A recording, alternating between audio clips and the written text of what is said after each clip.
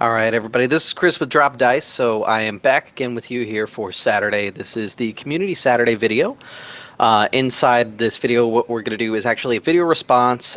Tim over at Samwise7 RPG channel on YouTube here actually tagged me in this last video. I'm glad to hear that I'm one of the channels that you've been kind of watching a little bit more lately. I mentioned it in the last video. I'm actually up just a little past 100 now.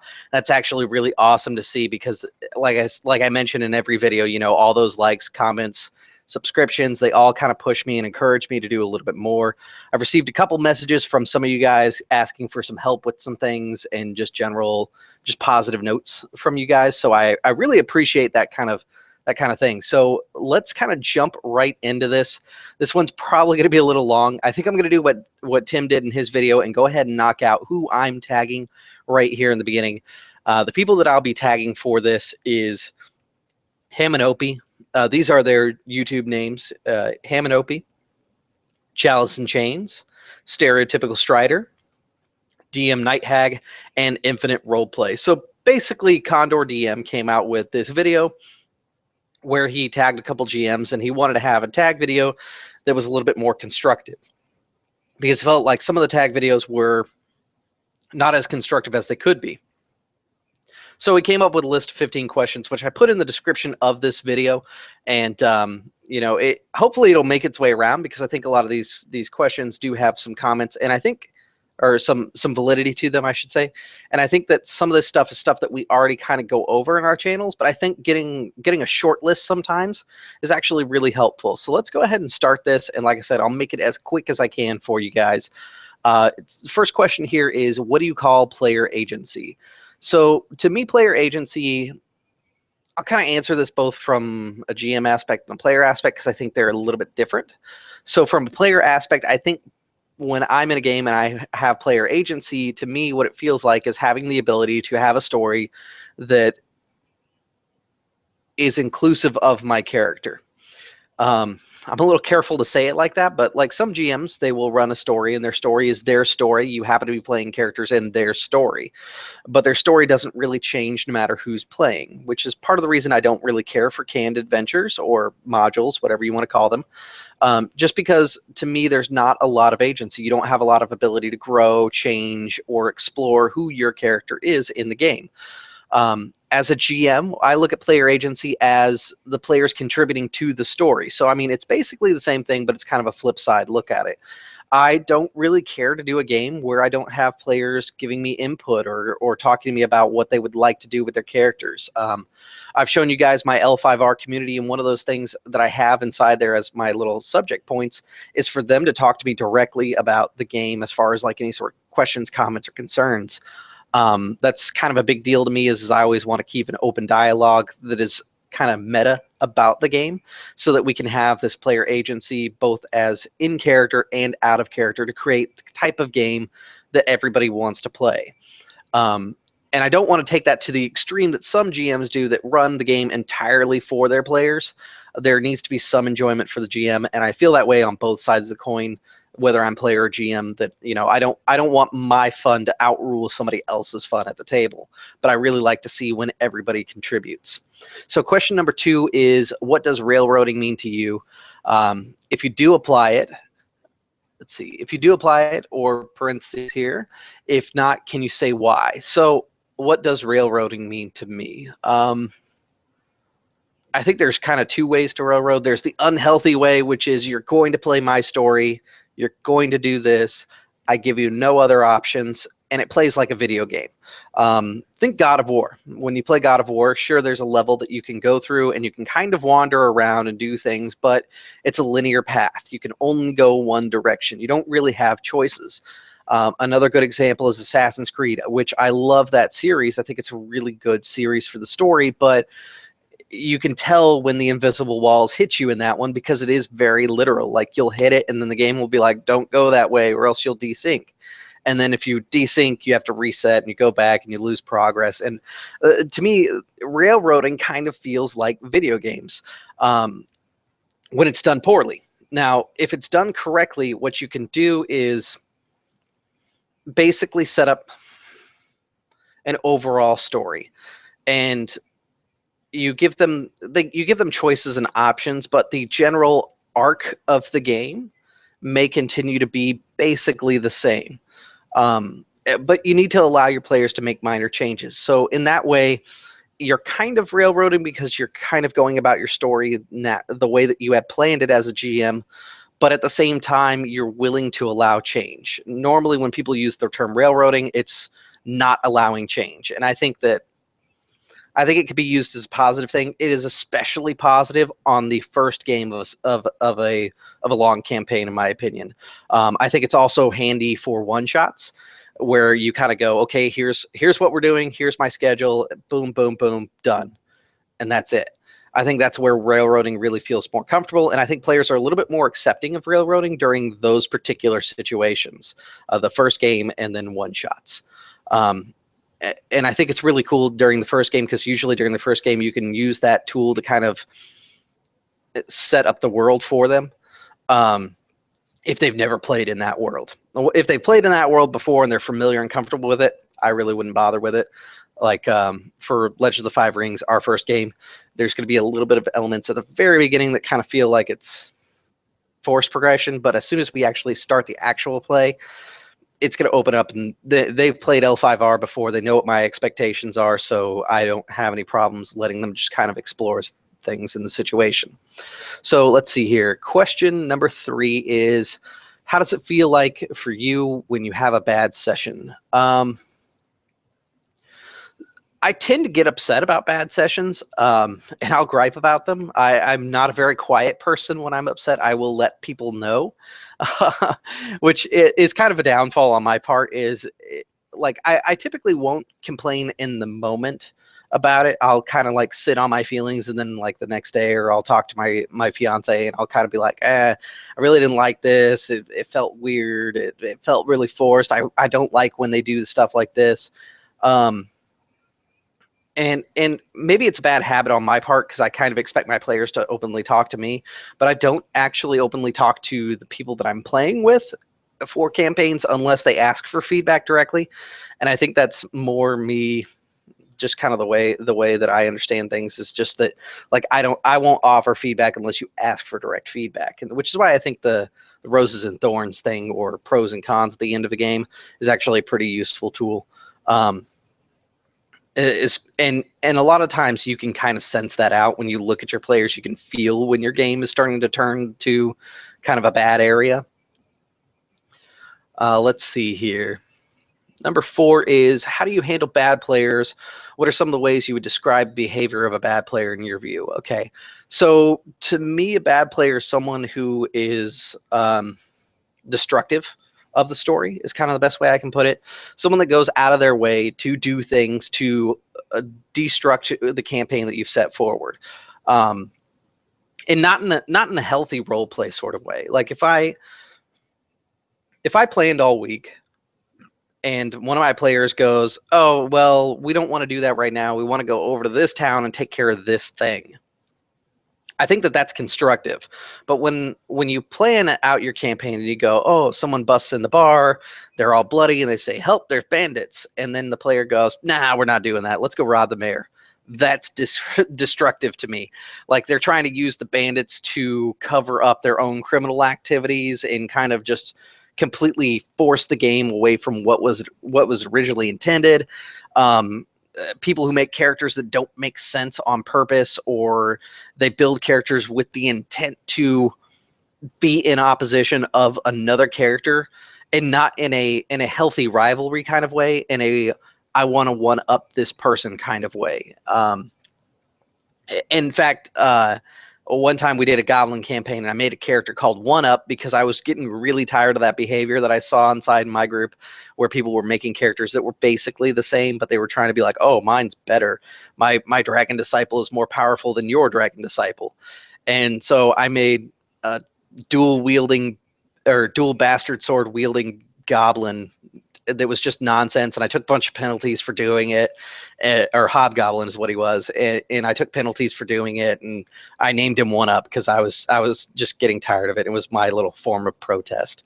That to me is kind of a bad player behavior. I think that some people can be kind of coaxed into better judgment and better play skills if you just talk to them and you're like, hey, you know, what you're doing is a little bit hard for the other players at the table, or I don't like what you're doing. Can we maybe change this? Or this part of your character's personality is really kind of grating on mine. I want to see if we want to play out this kind of relationship that's developing, or if you want to maybe change something about one of our characters. So long as you come in there with the flexibility on your end, and you ask them to have some flexibility on their end, I think it establishes a really good communication between the two of you, as far as like creating a good acceptable medium between the two. It's just like having any sort of compromise in general. If the player is too far on that bad end of the spectrum, which I've run local game store games for years, and then I also used to run games for Paizo and stuff like that. You know, if you have a player that is just intent on being destructive and will not stop, you can't talk to them. I think the best thing to do at that point is to just kind of stop the game and say, hey, I'm sorry, but you got to go. You're being too disruptive to the story. You're just not playing it the way that it's intended to be done. And I would at least give them one warning beforehand. But I'm kind of one of those guys that, you know, it's sorry, bro, it doesn't work. You got to get stepping. If I know they're a good player, they just made a shitty character, I'll tell them that your character is shit, though, which I've done before. So that's to me something a little bit different. So let's see. Number 5 here is, what is a good player in your opinion? What are some of the things that good players do? So to me, a good player is a player who shows up on time, has his character ready at the game, unless it's like session 0 and we're all making characters, has his dice. As you can tell, I have a very strict rule set on what I think a good player is. Basically, for me, I think it might be a carryover from the military. It's show up and be ready. Like usually when we play a game, we usually show up and we have about a 30-minute kind of BS conversation amongst ourselves, because we're all friends and we played together for years now. And so for us, it's kind of like checking in with each other every week on Sunday. So we have like a casual bit at the beginning. But I like when players realize, okay, the game's starting, and they make that clean break.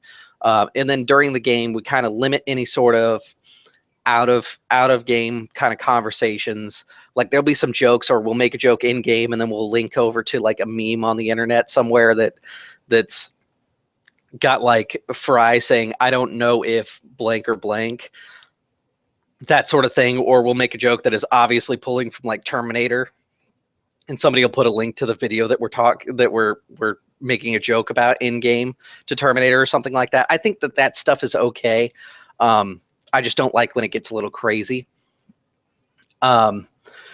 Another thing that I think good players do is they limit their amount of meta knowledge. I think my guys are really good about that. Is they can have a healthy amount of meta knowledge about the world, which will enrich their gameplay because they'll know about what's going on in the world, but they won't necessarily carry that into their game and make it any less fun for themselves or myself. So I think having a good grasp on what is meta knowledge and in-game knowledge is actually probably the strongest quality in a good player that I can think of. Number 6 is, how do you handle splitting up a group if you do? If you can, or if not, can you say why? So my original opinion on this one is the classic first edition rules: don't split the party, don't split the party, and rule number 3, don't split the party. That is my general opinion, because I GM a lot and I know how hard it is to GM a group that has split the party. So as a player, I try to avoid it as a courtesy to the GMs that I'm playing with, but sometimes it makes sense, and I'm okay with it when it makes sense in story. My only problem is when in story you split the party and we have like 8 sessions where the party is split. When it goes on for a longer time, and it's usually, and the times that I have a problem with that, like I wouldn't mind if it was split in 2, it's when it splinters and it goes into like 3, 4, maybe one. Each character is going out and doing one specific thing, which are all very important to the story. For example, my last game, the Seven Kingdoms game that I kind of talked to you guys about lately.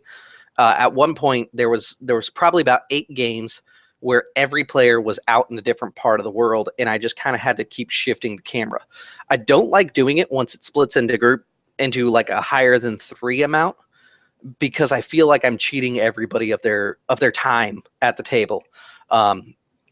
Even though I know they're all there, they're enjoying it, and they like listening to the stories, I feel like I'm not giving it all the attention that it deserves. My players are pretty relaxed, and they really enjoy watching other people's stories go forward. So I know that they don't necessarily care about it, but I feel like me personally, I'm just not giving it 100%.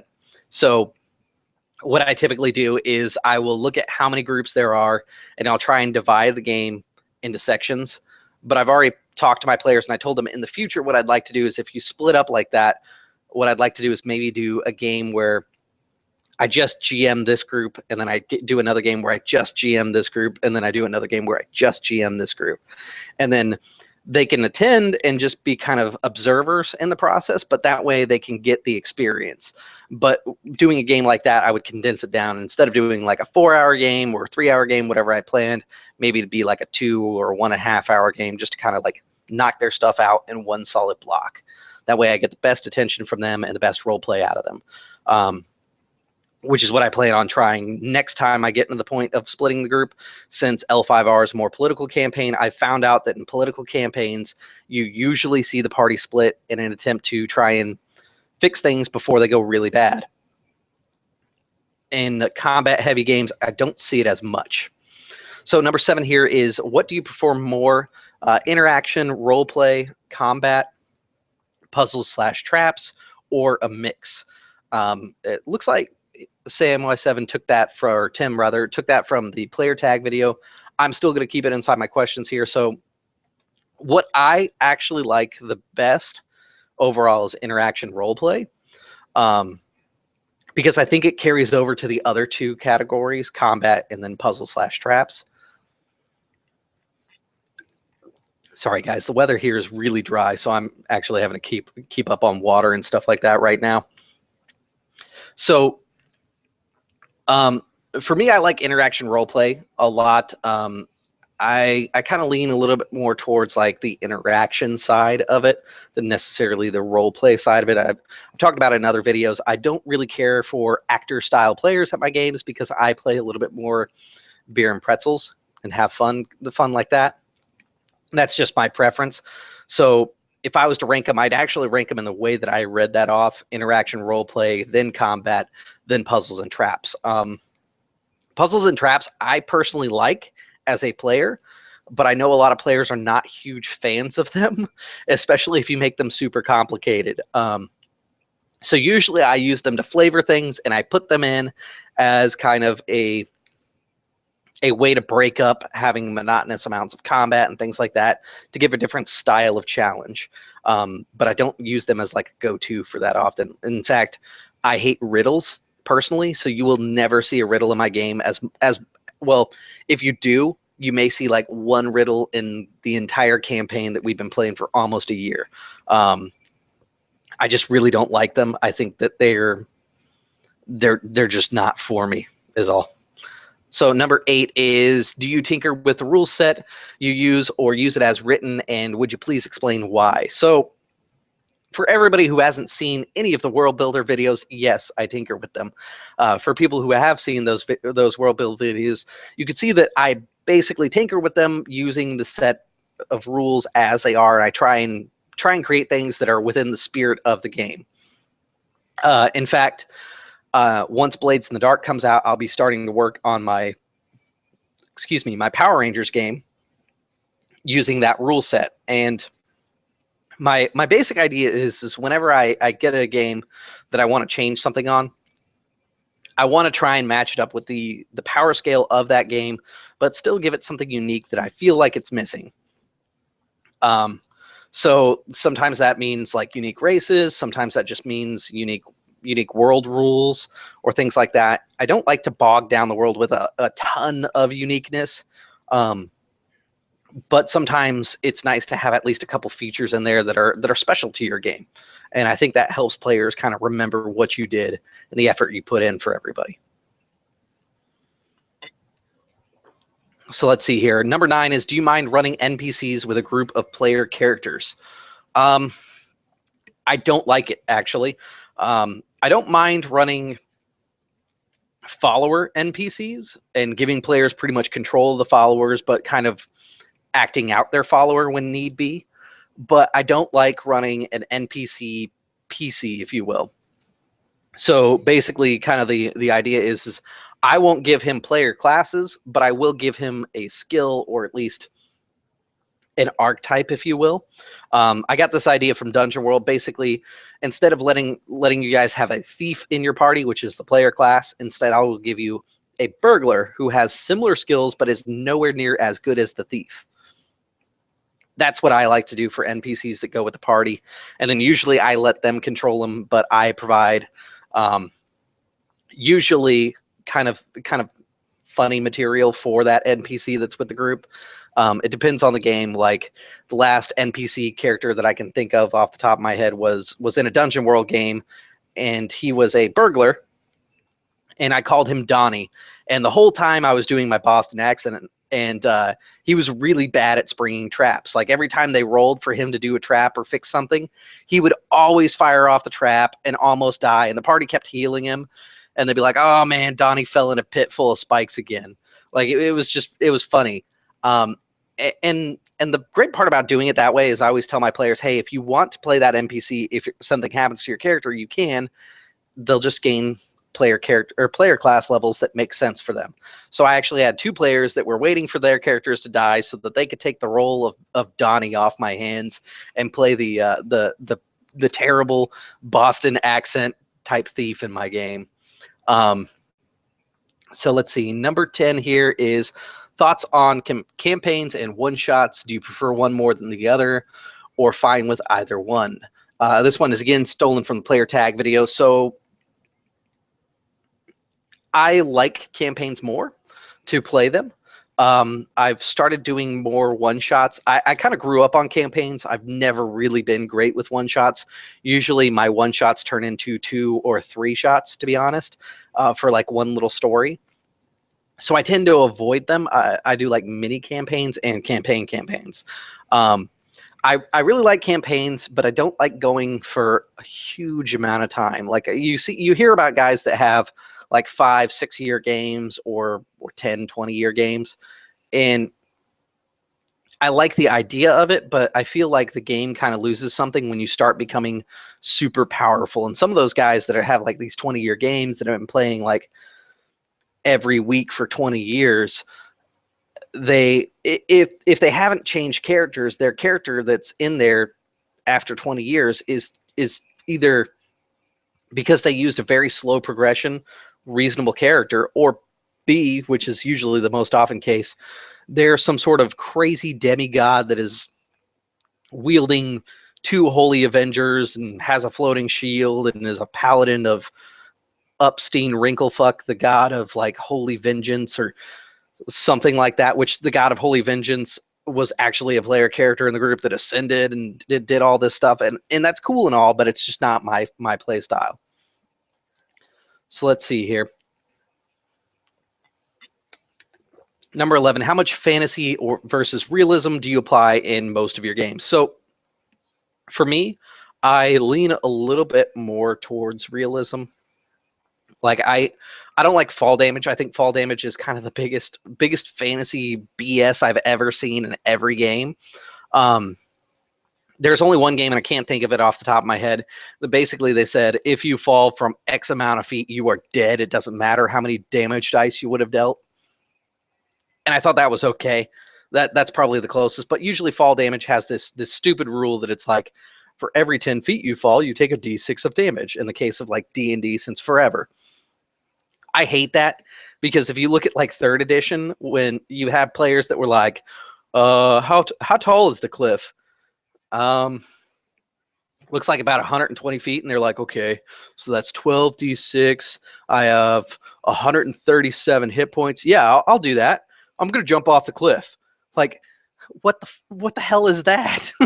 Like, I hate that. So a lot of the times I lean a little bit more towards the realism side of things. I like when players do very realistic things to solve their problems. Like during my last campaign, I had a player who created a cast of a footprint using some mud he dug up out of the ground and made like a clay cast. And it was a very very soft cast, and he had to take care of it until he could get it plastered and taken care of. But seeing stuff like that, I think, is actually really cool. As far as the fantasy element goes, I want to play up my fantasy a little bit more, especially when it comes to stuff like magic and things like that. Like I feel like I'm a little lacking in that field, and so I've started letting players kind of describe their spells a little bit more, put more flavor into things, and I think that that's kind of improving the fantasy aspect of the game. But I'm still kind of more of a realistic GM. So number 12 here is, do you prefer running modules, hacking modules, or running your own story? So my default answer to this one is running my own story. I don't like modules because they feel like video games. It's one path pretty much. You don't really have a lot of options. And then the main reason I really don't like modules is because I ran so many like living campaigns for Wizards of the Coast and then Pathfinder Society and stuff like that, that my problem with it is if you go down, let's say, a dungeon, and this is a story that my friend Murdoch told me. He was going down in a dungeon, and he went down some stairs, and then he heard a voice go off. His character starts investigating because he's a level 1 PC. He's never seen anything like this before. And he investigates, and he rolls an Arcana, and the GM can't explain how this spell goes off and triggers like a voice recording that they all hear. And really, the adventure doesn't explain it to the GM, so the GM goes, it just does, and doesn't give him an explanation. When in reality, because it's Pathfinder, all he has to do is say it's basically a trap. When you step on this step, it triggers the spell, which is magic mouth, and then the magic mouth repeats the message for him. And it's a really simple explanation, but the GM at that table just didn't take the time to know the system enough to be able to provide that sort of an explanation. And I think when you run your own story, because you're more familiar with the content, you get a more quality story out of the deal. So for me, I generally avoid modules with the exception of trying a system. Usually when trying a system, if they have like a one-shot adventure in the back of the book, we'll run that just to try the mechanics of the game, because usually those are really good at letting you see aspects of the game that that you may not see in normal play if you were to design your own game. They usually will hit like the highlights of what the game's about all in one adventure. So I think those are handy. Number 13, let's see. What gaming system has gotten you the best results, and tell us why? The PC. No, I'm joking. Now, as far as like RPG systems are concerned, I think the one that's got me the best results is probably Legend of the Five Rings, which could be the reason why I really like that system. I think players come into it with a different mentality than they do with traditional European adventure style games. Especially my guys, because they happen to know a little bit about Japanese lore. In fact, one of the guys is a big history buff. And so having elements that are kind of a real world aspect coming into that sort of game, I think really helps out. Plus there's the honor system, which makes heroes be heroes and have like a repercussion system if they decide, I'm going to burn down the village because I don't like what that bartender said to me. Like I've never had that come up in Legend of the Five Rings, where players just decide to maliciously burn down a village because of something that happened. Yet in a D&D game, every second or third game that I've campaign that I've done, they've burned something down because someone pissed them off at some point, or they've murdered somebody because of X reason. And I feel like it's kind of petty, and fantasy adventures tend to feel petty like that. I notice in sci-fi games they tend not to feel that way either. Star Wars is probably my second option. Star Wars sagas. I don't really care for Fantasy Flight yet.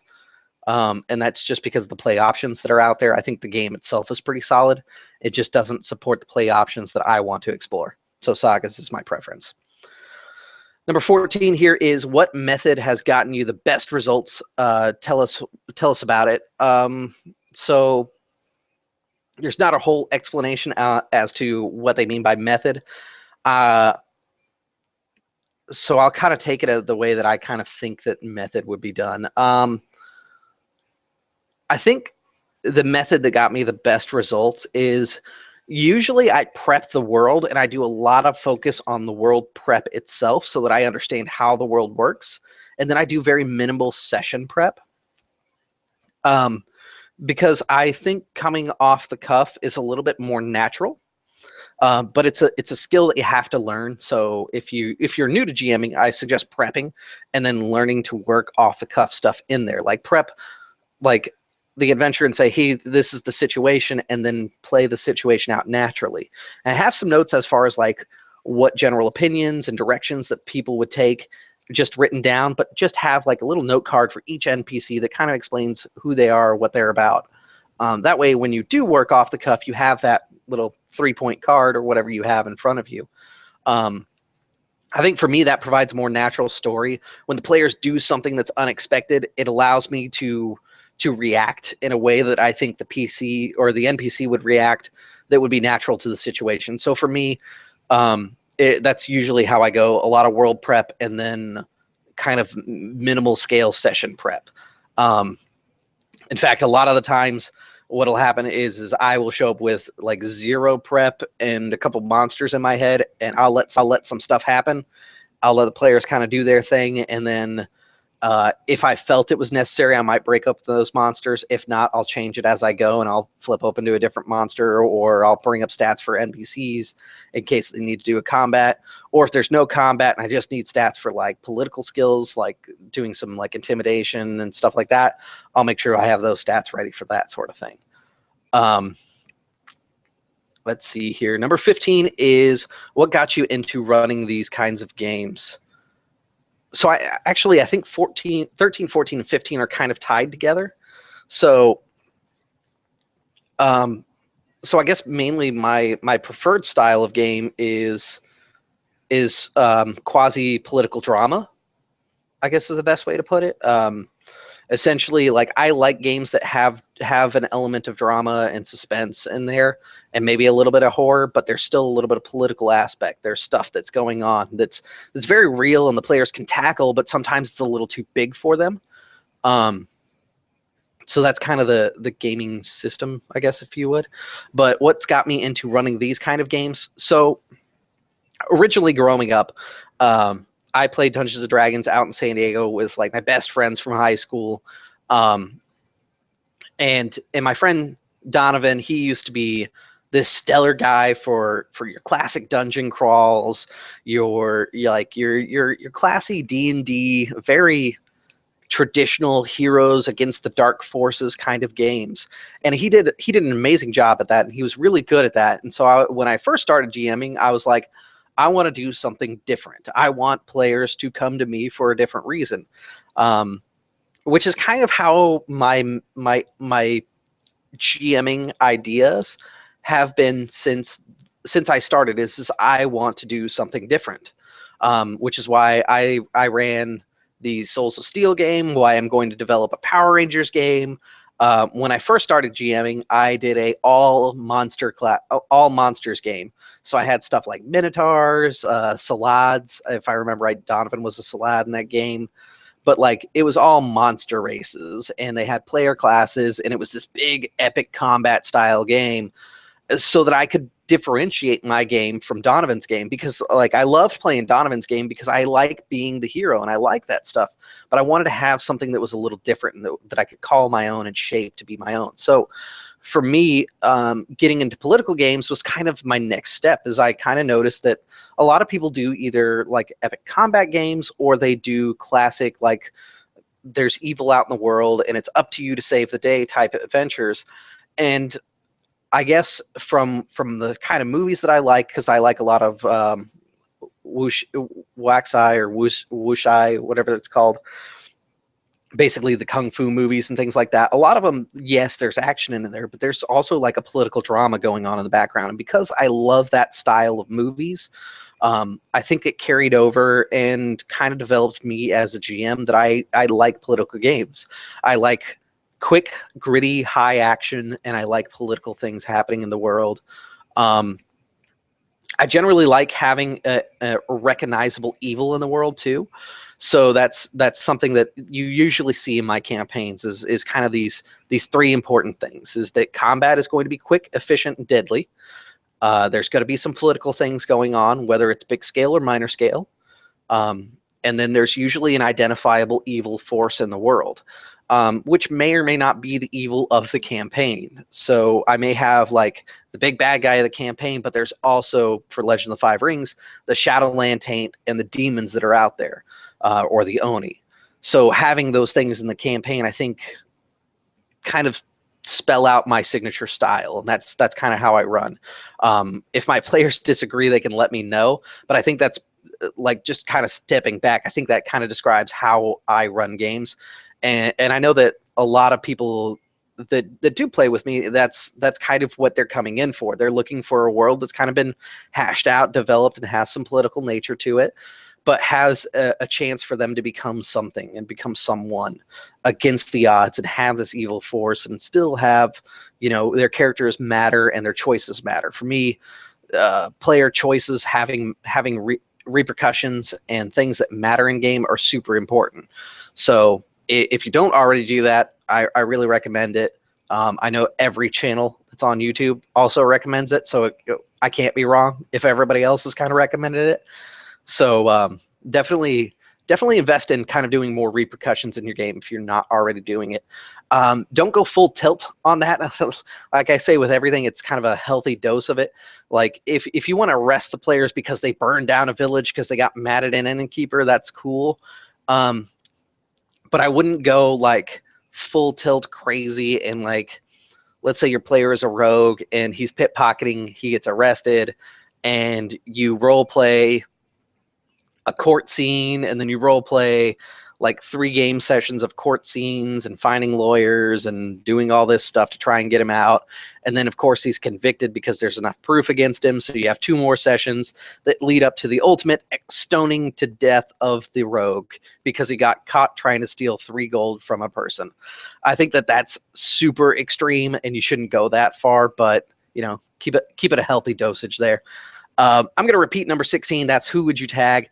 Like I said, it is in the comments. I'm tagging Ham and Opie, Chalice and Chains, Stereotypical Strider, DM Night Hag, and Infinite Roleplay. I've also put in Tim's video response inside the comments here and Condor DM's original video inside here if you want to check out their stuff. I'd like to thank everybody who's been tuning in, watching, and subscribing. As always, feel free to like, comment, and subscribe. Legend of the Five Rings will be going live Sunday. We start our game. Probably Monday is when it will be uploaded to the channel. Like I said, I'm going to be actually recording locally because we found out that my computer unfortunately just doesn't support the stream quality that I would want to present to you guys. I could stream it, the audio would come through, but the video would be terrible. So we decided that we do local recording and then just post it afterward. So if you have any comments or questions for those guys, feel free to comment on those videos. I'm going to talk to them and have them kind of know whenever you guys are talking to one of them directly, so that they can respond to you in kind. And we're gonna see what we can do. I've been talking about either doing a wiki or possibly doing like an Obsidian portal for the game.